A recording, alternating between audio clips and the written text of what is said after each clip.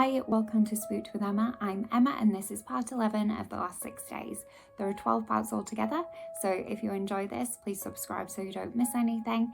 And if you can't wait for the final part, you can also buy the paperback or the ebook, and the links to buy those are in the description below.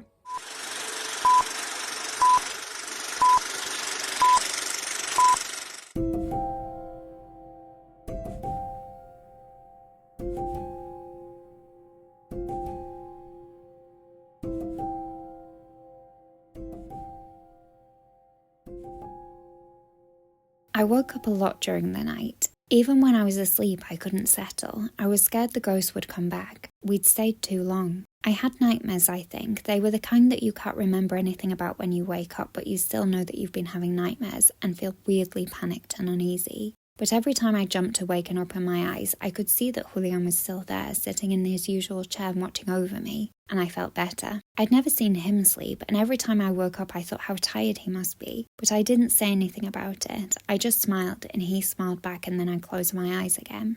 I don't know when it was morning. It never gets light in here now, so it's hard to tell. At some point I woke up and didn't fall back to sleep again immediately, and I propped myself up in bed and we started talking. He did anyway. I still wasn't really with it, so I just listened to him, although I couldn't really concentrate. We didn't have breakfast this time. I didn't even think about it. I felt so exhausted, even after sleeping for however long it was, that it didn't occur to me to be hungry. He was still smiling. I didn't understand how he could still be smiling when he didn't seem to have slept at all for the last 2 nights. He was talking about something, and I was trying to listen, but I could feel myself falling back to sleep until the name Elena got my attention. He was talking about her again. He was saying that Elena used to keep a diary, and after she died he liked to read it, and that was the only way he could feel closer to her, and it had helped him remember her.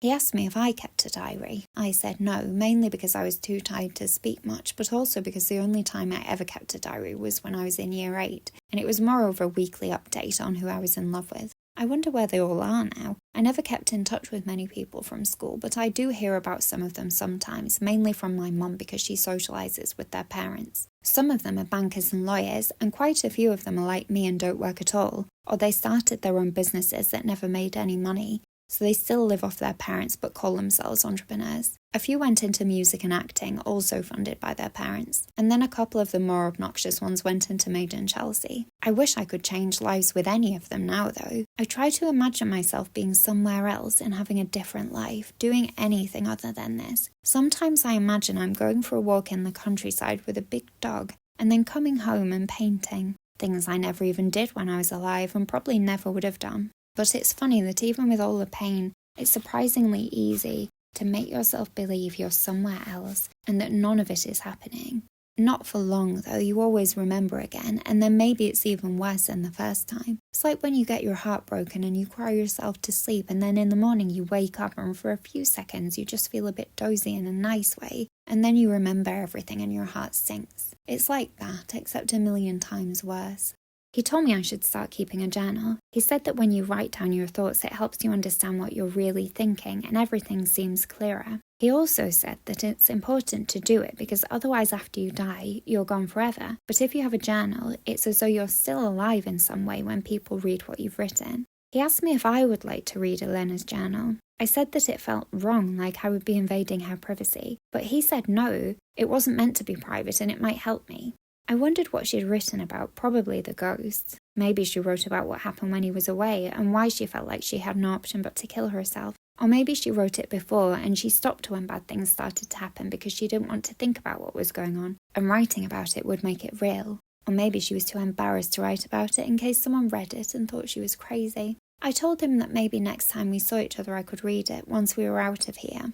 But he told me he already had it with him and he wanted me to read it now. I felt sorry for him. I thought he must keep her journal in his bag to feel closer to her. I still didn't feel like it was the right time to read it, especially if it was going to be about the ghosts. What if talking about them made them come back? It wasn't safe. I didn't want to hurt his feelings though, so I said okay, but maybe he could read some of it to me because I was too tired to read. Then I realised that obviously it would be in Spanish, so I wouldn't be able to understand any of it anyway. But he said he could translate it for me. He said he'd read it so many times he'd practically memorised it. and it wouldn't be difficult for him to tell me what it meant in English. I still wasn't sure it was the right thing to do, but in a way I was curious, and anyway, he was so insistent that I was worried he'd get angry again if I argued about it, so I didn't try to stop him. But instead of getting it out of his bag, he went over to the shelf and picked up one of the notebooks that I'd found hidden in the wall, the one on the top of the pile, and came back and sat down in his chair. I was confused. I told him that it was one of the notebooks I'd found earlier in the week, not Elena's diary. He just said that this was Elena's diary, but it couldn't be because he'd just said that he read Elena's diary all the time, and I knew for a fact that this one had been hidden in my wall, and he'd only seen it for the first time last night. So how could it be hers?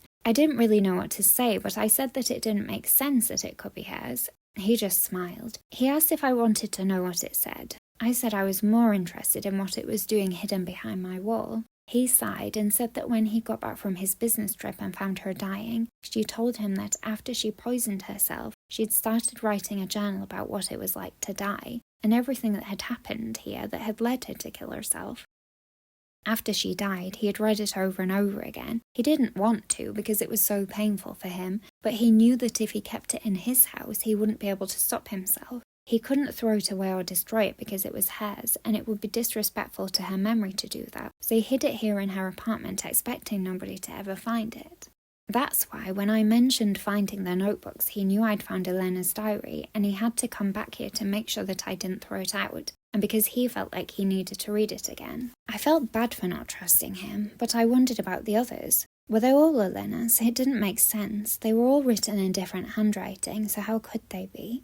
I asked him what the other notebooks were and why he'd hidden them with Elena's. He didn't say anything for a few seconds, then he answered and confused me even more. Elena wasn't the first person to die in this house, he told me.